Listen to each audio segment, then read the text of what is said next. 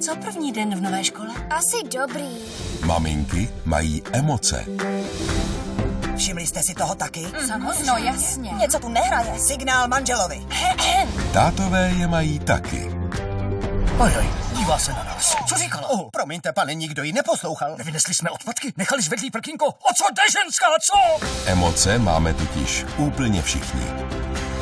Jsem euforie, tohle je depka, tohle je vztek, tohle nechuť a tohle je strach. Jsme Ryliny emoce.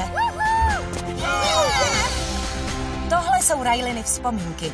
Většinou šťastné, jak vidíte. Chtěla bych si na jednu šáhnout. Co se stalo? Depko! Něco je s tou vzpomínkou. Je všechno v pořádku? Já nevím. Opravy euforie. Snažím se. Euforie, ne. Počkej. Klíčové vzpomínky. Ne. Můžu teď zaklít? Od studií Disney a Pixar. Co se teď počneme? Nic nefunguje, proč nic nefunguje? Máme veliký problém. Kéž by tu byla euforie.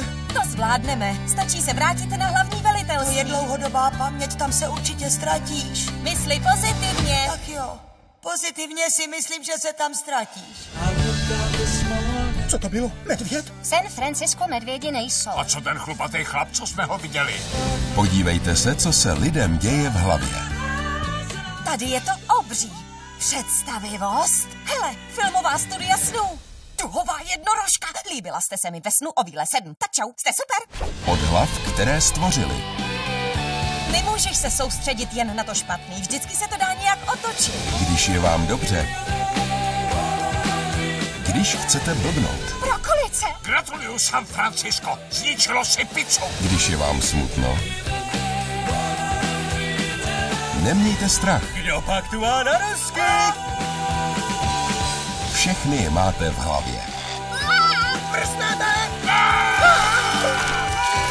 Drž se!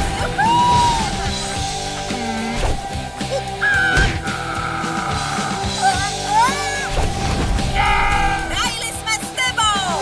V hlavě emocemi nabitý velkofilm. Již brzy v kinech.